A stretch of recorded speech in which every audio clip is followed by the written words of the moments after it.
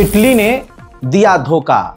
Flotilla का काफिला, मैंने आपको बताया था, जब तेजी से गजा की तरफ बढ़ रहा था तो इटली ने अपने 2 युद्धपोत उसकी सुरक्षा के लिए भेज दिए थे ताकि इजराइल उस पर हमला ना करे। ऐसे में इटली ने यू टर्न ले लिया है और अपने दोनों एस्कॉर्ट करने वाले उन युद्धपोत को वापस बुला लिया, ये कहते हुए इटली की प्रधानमंत्री ने कहा कि हम नहीं चाहते इजराइल से कोई झड़प हो और इजराइल से हमारा टकराव हो। इटली की प्रधानमंत्री मेलोनी ने यह भी कह दिया कि ये जो फ्लोटिला काफिला जा रहा है इसको तुरंत वापस लौट जाना चाहिए क्योंकि डील होने वाली है, और अगर ये जा भी रहे हैं तो ये साइप्रस तक जाएं और उससे आगे ना बढ़ें। वहीं जो अब आपको खबर बता रहा हूं, ये खबर भारत के लोगों को बहुत अच्छे समझ में आने वाली है। इजराइल ने दावा किया है, जो ग्रेटा थुनबर्ग हैं एक्टिविस्ट जानी मानी, हमने कुछ दस्तावेज हासिल किए हैं जिसमें यह पता लगा है कि ग्रेटा थुनबर्ग हमास से कनेक्टेड हैं, हमास ने उन्हें पैसे दिए हैं और हमास के कहने पर ग्रेटा थुनबर्ग ये कर रही हैं। हमारे पास दस्तावेज मौजूद हैं। अब भारत में आ जाइए। भारत में जो भी सरकार के खिलाफ 2 लाइन बोल दे, चाहे वो किसान हो, चाहे वो आम नागरिक हो, चाहे वो स्टूडेंट हो, चाहे वो सोनम वांगचुक हो, मोहतरम हजरात, सीधा कह दिया जाता है यह आतंकवादी है। इसी स्टाइल में इजराइल ने भी एक तरह से जो एक्टिविस्ट हैं ग्रेटा थुनबर्ग, उनको आतंकवादी सा करार देने की कोशिश की है। उधर ग्रेटा थुनबर्ग ने फ्लोटिला काफिले से एक मैसेज दिया है कि हमारे पास हथियार नहीं है, हमारे पास कोई भी किसी भी तरह का नुकसान पहुंचाने वाला इक्विपमेंट नहीं है, हमारे पास दवाइयां हैं, खाना है और बच्चों के लिए कुछ सामग्रियां हैं। For each step we get closer to Gaza, the more motivation and determination we have to achieve the goal of this mission, to deliver the humanitarian aid, break the illegal and inhumane siege on Gaza and open up a people's humanitarian corridor. And we are continuously hearing messages from the people of Gaza saying that they are looking forward to welcoming us there. The people of Gaza should have the right to decide what comes in and out of their own territorial waters, who to welcome. So we are very much hoping that we will be able to continue our peaceful humanitarian mission, completely abiding by international law. We've heard many rumors and threats coming from Israel saying. इसके बाद Israel ने अपनी असलियत दिखाई और Israel ने धमकी दी है फ्लोटिला को कि हम कुछ नाव को डुबा देंगे और कईयों को जो दूसरी नाव में होंगे उनको हम गिरफ्तार कर लेंगे। वहीं फ्लोटिला से जुड़ा हुआ एक और अपडेट आया है, सीधी मैं विजुअल आपको दिखा रहा हूं, ये देखिए। एक तुर्की का भी युद्धपोत इस काफिले को एस्कॉर्ट कर रहा है, इसकी सुरक्षा कर रहा है और वो तेजी से इस फ्लोटिला के साथ आगे बढ़ रहा है। लेकिन भाई यहाँ तुर्की है, तुर्की पर हम इस तरह से भरोसा नहीं कर सकते, हो सकता है तुर्की भी आगे से यू टर्न मार ले। वहीं जब ये फ्लोटिला काफिला तुर्की के करीब पहुंचा, यानी तुर्की के पोर्ट के पास पहुंचा, तस्वीर आपके सामने है। तुर्की के लोगों ने, तुर्की ने जो है खाना पानी मदद जो है उन फ्लोटिला में मौजूद लोगों को दी है ताकि उनके जरिए गाजा तक कुछ मदद पहुंचाई जा सके। वहीं हुथीज ने जो वादा किया था वो कर दिया है।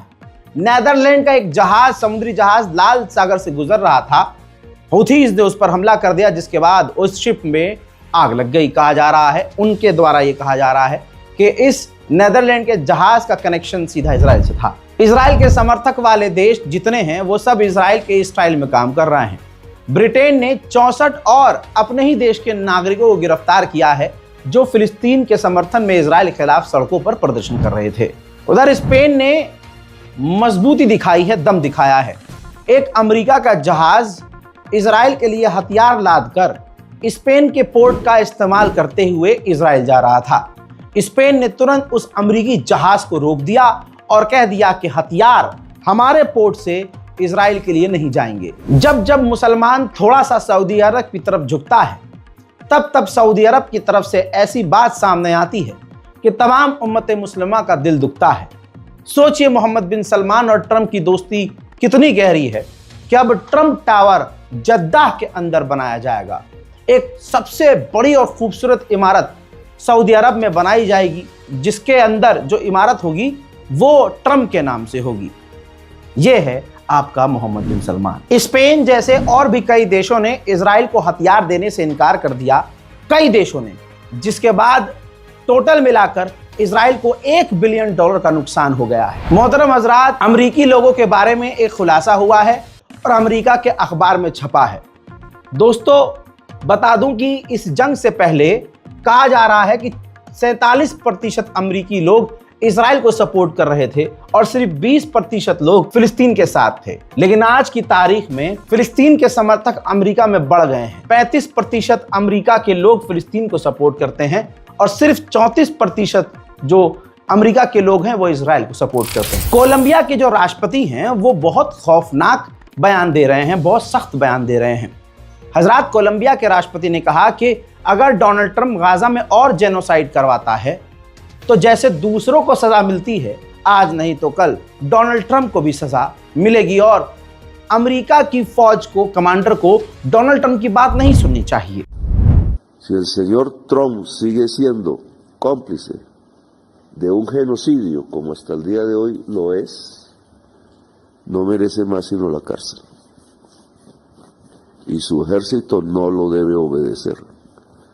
Como su ejército, ministro de Defensa, nunca debió obedecer las órdenes del ministro de Defensa de aquel entonces civil. आपको पता है इजराइल कब्जा करने के लिए काउंसिल कमेटियां बनाकर चलता है।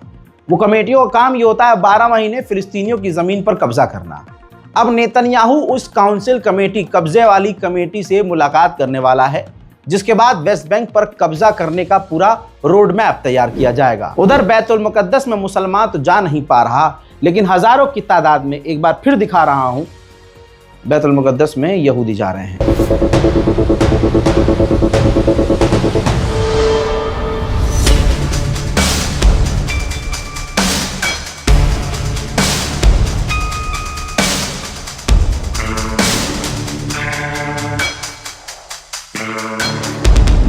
उधर इजराइल ने $557 मिलियन का टैक्स फ्रीज किया हुआ है फिलिस्तीन का और वो फिलिस्तीन अथॉरिटी को दे नहीं रहा है, जिसकी वजह से फिलिस्तीन अथॉरिटी की सरकार मुश्किल में है। जहां हमें ये लग रहा है कि नहीं, वो वेस्ट बैंक पर कब्जा नहीं कर रहा है, जरा इस मंजर पर नजर डालिए। ये तस्वीर रोज की है। वेस्ट बैंक में इजराइल फिलिस्तीनियों को भगा रहा है और फिलिस्तीनियों के मकानों को तोड़ रहा है। बात इतनी सी है कि ऐलान करके ये नहीं कर रहा है, कब्जा उसका वेस्ट बैंक पर लगातार जारी है। हैवान, शैतान और इब्लीस भी शर्मा जाए इजरायली कट्टरवादियों के सामने। ब्रिटेन के अंदर एक फिलिस्तीनी समर्थक अंग्रेज प्रदर्शन कर रहा था और भी लोग प्रदर्शन कर रहे थे। इजरायली समर्थक का सामना हुआ और इजरायली समर्थक से फिलिस्तीनी समर्थक ने यह कहा कि 20,000 बच्चे गजा में मारे गए हैं। तो सामने इजरायली समर्थक ने साफ साफ कहा कि ये तो बहुत कम है, अभी और मरने चाहिए। I said they need to kill more. I said they need to kill more. Yeah. No, that's a genocidal intent. It's not genocide though, is it? Hey, It is genocide. there isn't a genocide. Did you hear what he said? That's an offence. That's an offence. I think you should speak to him. He said, and I have it on camera. He said they need to kill more. They're gonna do. Please do something about that. Genuinely. हजरात मोहतरम, तमाम धर्मों के लिए Israel खतरा है। आज जो तालियां बजा रहे हैं इजराइल के समर्थक होकर, बता दूं कि इजराइल की नजर अगर इन पे पड़ी तो इनके पिछवाड़े भी लाल हो जाएंगे। जो कमेटी ईसाइयों की है उसने डिक्लेयर कर दिया है, रिपोर्ट आपकी स्क्रीन पर लगा रहा हूं, ये सबूत है, सोर्स है। दोस्तों बता दूं कि इजराइल पर खुलासा ये किया है कमेटी ने कि 1948 से पहले ईसाई 12% फिलिस्तीन में थे, लेकिन आज फिलिस्तीन में सिर्फ 1% ईसाई हैं। और डिक्लेयर किया गया है कि फिलिस्तीन और गाजा के अंदर इजराइल, ये ईसाई समुदाय ने वहां ऐलान किया ऑफिशियली कि इजराइल आधिकारिक तौर पर पूरी प्लानिंग के साथ ईसाइयों को गाजा और फिलिस्तीन से मिटा रहा है। आदत से मजबूर रोज की तरह इजराइल ने लेबनान पर भी हमला किया, जिसमें 2 आम नागरिक मारे गए और माल का नुकसान हुआ, मकानों का नुकसान हुआ।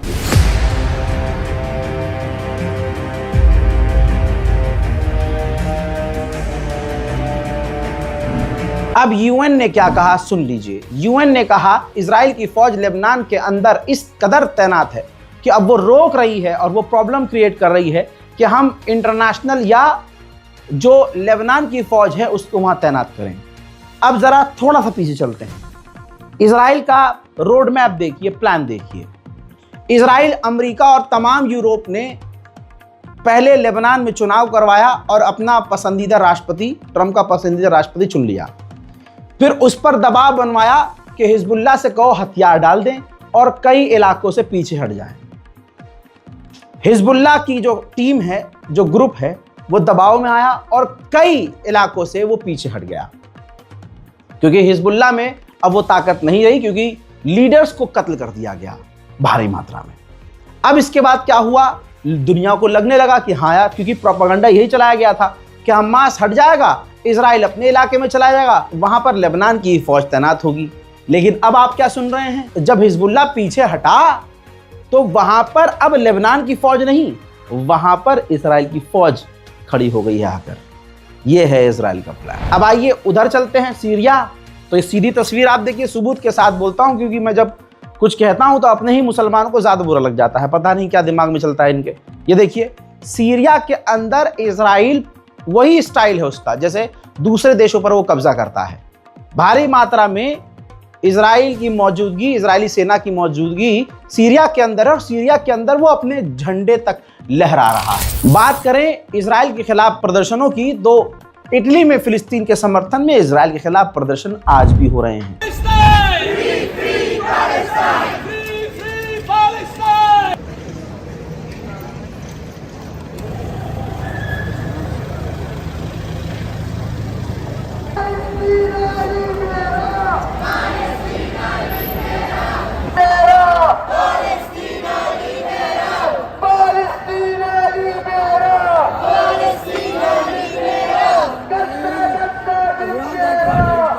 ठीक इसी तरह से अमेरिका में भी इजराइल के खिलाफ प्रदर्शन जारी है।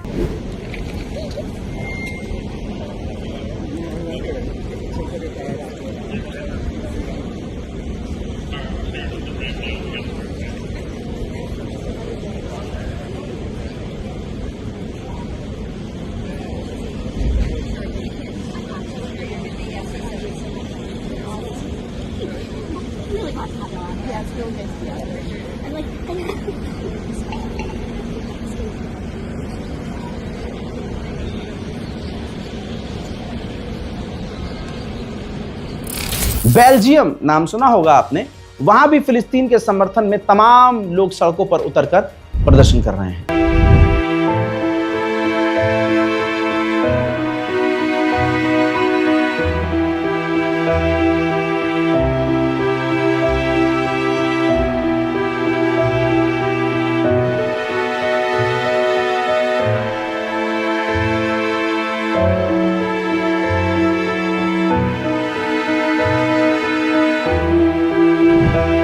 आइए मैं आपको इजराइल के अंदर ले चलूं। इजराइल के अंदर तेल अवीव में, इजराइल की राजधानी तेल अवीव में नेतन्याहू के खिलाफ इजराइली लोग प्रोटेस्ट कर रहे हैं। ये वीडियोस खास करके देखिए और शेयर कीजिएगा।